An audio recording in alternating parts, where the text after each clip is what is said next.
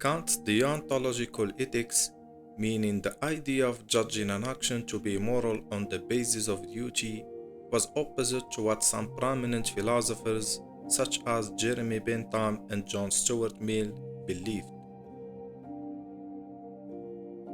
Bentham and Mill ascribe to consequentialism, which says that an action is good if it causes the most pleasure and the least pain. An objection to Kant's theory was first raised during his lifetime. The objection pertains to Kant's assertion that telling the truth must be universal, and that lying cannot be considered moral in any contingency or circumstance. For the sake of argument, using extreme examples is the clearest way to make a point or find a weakness.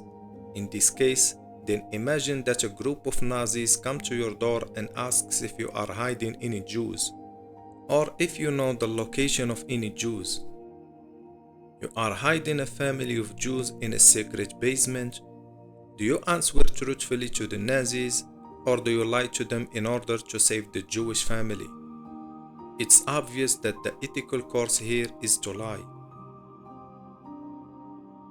Consequentialism says that the consequences of one's conduct are the ultimate basis for any judgment about the rightness or wrongness of that conduct.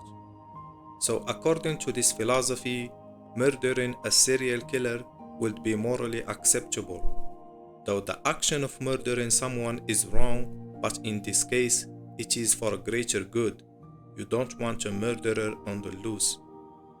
However, Kant would say capture him and hand him over to the police. That would be a morally correct action.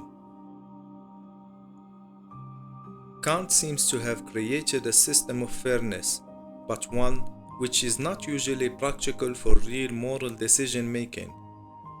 This is especially true when we try to consider the right thing to do in regards to other factors that influence decisions in real life, such as our human relationships, family, race, class, and nationality.